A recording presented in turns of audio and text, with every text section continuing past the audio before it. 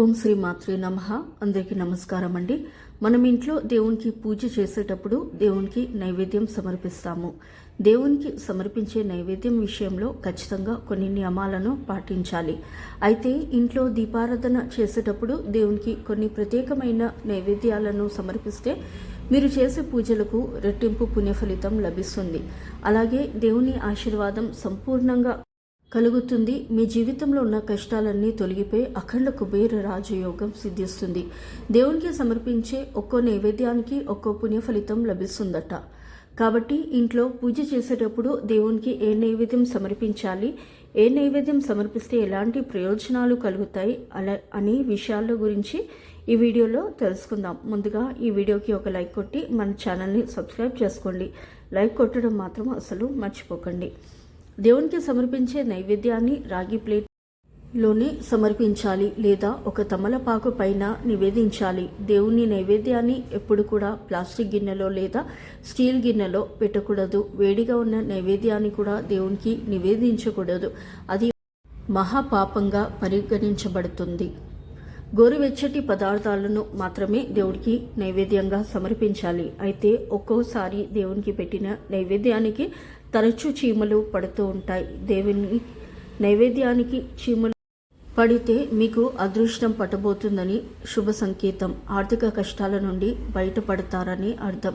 ఇలాగే మీ ఇంట్లోకి లక్ష్మీదేవి అడుగు పెడుతుందని శుభ సంకేతం. అయితే దేవుని నైవేద్యం సమర్పించినప్పుడు ఒక గ్లాసు నీళ్లను కూడా పూజ గదిలో పెట్టుకోవాలి.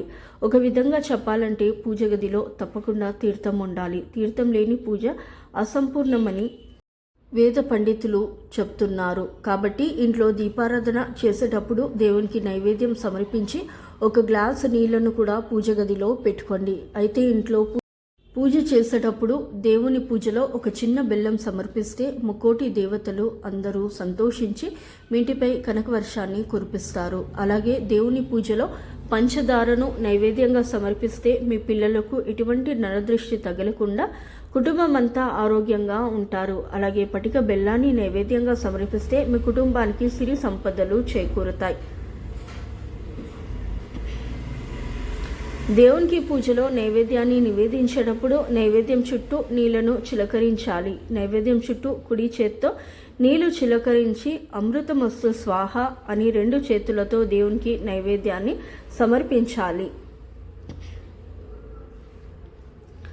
లక్ష్మీదేవి ఆశీర్వాదంతో మీరు త్వరగా ధనవంతులు కావాలంటే మీ పూజ గదిలో ఉన్న లక్ష్మీదేవి పటం ముందు 2 ఖర్జూరాలను నైవేద్యంగా సమర్పించి లక్ష్మీదేవికి నమస్కారం చేసుకోండి. లక్ష్మీదేవి అనుగ్రహంతో త్వరలోనే శ్రీమంతులవుతారని మీ ఇల్లంతా డబ్బుతో నిండిపోతుంది. మీ సొంత ఇంటి కళ త్వరగా నెరవేరాలంటే పూజలో మామిడి పండ్లను నైవేద్యంగా సమర్పించండి. తద్వారా మీ సొంత ఇంటి కళ త్వరగా నెరవేరుతుంది. అలాగే మీ ఆస్తులన్నీ రెట్టింపు అవుతాయి. అలాగే ఏదైనా మంగళవారం రోజున మీ పూజ గదిలో ఉన్న ఆంజనేయ స్వామి పటం ముందు 21 తమలపాకులను పెట్టి ఆంజనేయ స్వామికి పూజ చేసి మీ మనసులో ఏది కోరుకున్నా సరే ఆ కోరిక వెంటనే నెరవేరుతుంది. అప్పుల బాధలు త్వరగా తీరిపోవాలంటే ఇంట్లో పూజ చేసేటప్పుడు దేవునికి నైవేద్యంగా అరటి పండ్లను నివేదించండి. అప్పుల సమస్యలన్నీ వెంటనే తీరిపోతాయి. అలాగే ఇంట్లో దీపారాధన చేసేటప్పుడు దేవునికి కొబ్బరికాయలు సమర్పిస్తే మీ ఇంట్లో ఎలాంటి డబ్బు సమస్యలు లేకుండా మీ ఇల్లంతా ఐశ్వర్యంతో నిండిపోతుంది. అలాగే పులిహోరను నైవేద్యంగా సమర్పిస్తే మీ ఇంటి సంపాదన విపరీతంగా పెరిగిపోతుంది.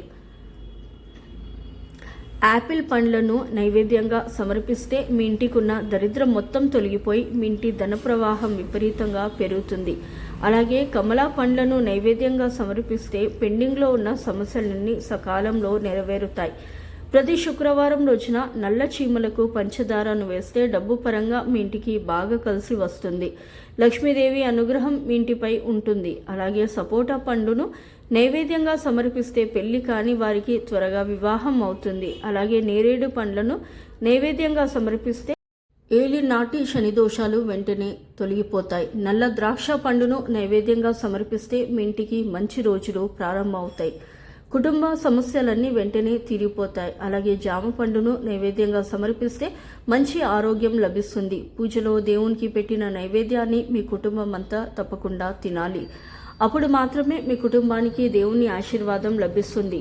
లక్ష్మీదేవికి తీపి పదార్థాలు అంటే చాలా ఇష్టం. కాబట్టి ఎవరైతే డబ్బు సమస్యలతో ఇబ్బంది పడుతున్నారో అలాంటి వారు ప్రతి శుక్రవారం రోజున ఇంట్లో లక్ష్మీదేవికి పూజ చేసి లక్ష్మీదేవికి నైవేద్యంగా పాయసం కానీ తీపి పండ్లను కానీ నివేదిస్తే మీ ఇంటి పైన సంపూర్ణంగా లక్ష్మీ కటాక్షం ఉంటుంది. అలాగే సాయిబాబాకు నైవేద్యంగా మిఠాయిని సమర్పిస్తే మీరు అనుకున్న పనులన్నీ అడ్డంకులు లేకుండా పూర్తవుతాయి. వ్యాపారంలో అధిక లాభాలు రావాలంటే లక్ష్మీదేవికి బెల్లం అన్నాన్ని నివేదించండి. మీ వ్యాపారంలో అధిక లాభాలు వస్తాయి. అలాగే ఏదైనా ఒక సోమవారం రోజున శివునికి నైవేద్యంగా కొబ్బరికాయను సమర్పించి మారేడు దళాలతో అర్చన చేస్తే మీ జీవితంలో ఉన్న కష్టాలన్నీ వెంటనే తొలగిపోతాయి. మీ మనసులో ఏదైనా కోరిక ఉంటే అది త్వరగా నెరవేరాలంటే శ్రీకృష్ణుడికి అటుకులను నైవేద్యంగా సమర్పించండి. మీ కోరికలన్నీ వెంటనే నెరవేరుతాయి. ఇంట్లో పూజ చేసి దేవునికి నైవేద్యం సమర్పించిన తర్వాత 5 నిమిషాల వరకు పూజ గదిని మూసివేయండి. ఇలా చేస్తే దేవుడి చల్లని చూపు ఆ నైవేద్యం పైన పడుతుంది. ఈ విధంగా భక్తి శ్రద్ధలతో దేవునికి నైవేద్యాలను సమర్పిస్తే సకల శుభాలు కలుగుతాయి. మనస్ఫూర్తిగా చేసే ఏ నైవేద్యమైనా దేవుడు సంతోషంగా స్వీకరించి మన కోరికలన్నీ వెంటనే నెరవేరుస్తారని వేద పండితులు చెప్తున్నారు.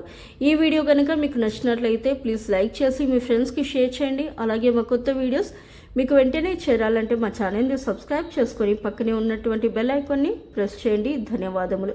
సో ఇదండి ఇవాల్టి వీడియో. రేపటి వీడియోలో మళ్ళీ కలుస్తాను. అంతవరకు సెలవు. నమస్కారము. సర్వే జన సుఖినో భవంతు. Please to like, share and subscribe.